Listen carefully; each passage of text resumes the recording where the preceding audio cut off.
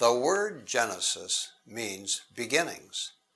Now, Genesis is the first book of the Bible where we get a glimpse of what it was like at the dawn of human creation.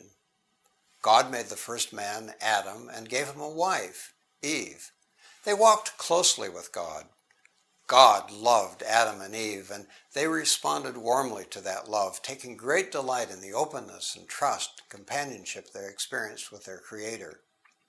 Life was deeply satisfying and free from stress. They lived in paradise. But sadly, this paradise was short-lived. What happened next had huge consequences. We learn from the Bible that Adam and Eve were tempted and disobeyed God's clear command. God held Adam accountable when he rebelled and he chose to walk in his own way. This is the first evidence of what the Bible calls sin. The result was that not only Adam, but all who were born after him inherited a fatal defect. Man's nature ever since Adam has been ruled by violence, greed, and jealousy.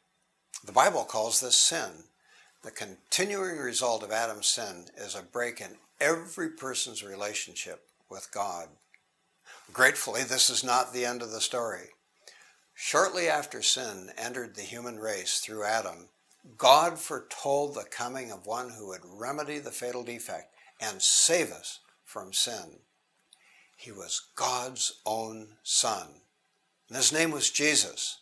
As God's perfect representative in human form, he alone had the capacity to deal with the issue of sin. Jesus was like Adam in certain ways. Both were born free from the defect of sin. Both were tempted and capable of sin. However, here the two took radically different directions. While Adam gave in to temptation, Jesus did not. He led a perfect life and was an example of how each person should live.